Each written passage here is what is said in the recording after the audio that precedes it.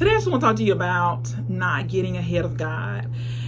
A lot of times we want God to be like a genie in a bottle. We want to pray to him and ask him for whatever it is that we need or want. And we want him to do it right then, like within 5 seconds. And oftentimes God doesn't work that way. And a lot of times he's working in us. He's working through us. There's things about us that have to change.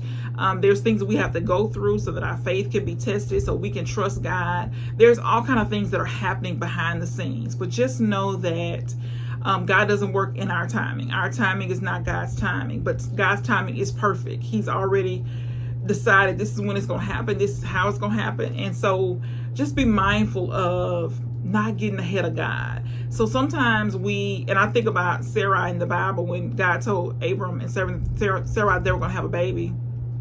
And it didn't happen right away. And so Sarah decided she would get ahead of God, and she had Hagar to her maidservant to have this baby.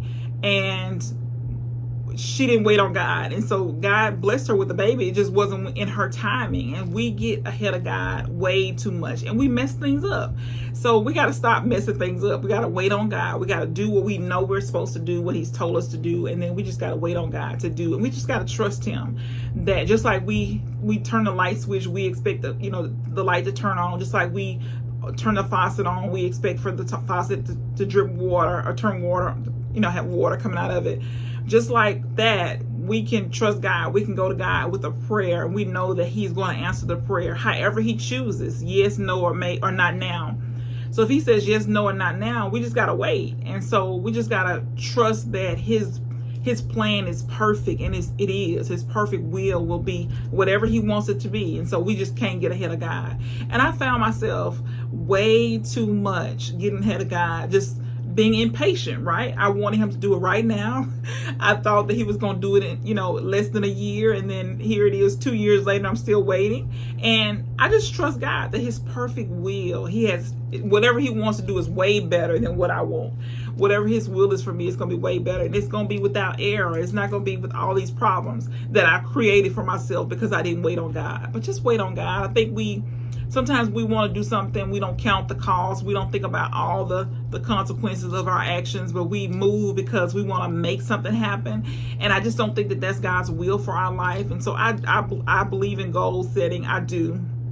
I believe in creating a plan, but I believe in seeking God. What is his perfect plan for my life? What is perfect will? And I'm listening. I'm reading his word. And so I just don't want to get ahead of God anymore and mess up anything else, right? So I encourage you today to think about, if you are getting ahead of God, stop it. Don't get ahead of God. Let God's perfect will in your life be. You don't have to try to make something happen. And I'm not saying that we shouldn't be doing things, because we should, right? Faith without works is dead. So we ought to have some works. We ought to be working, right?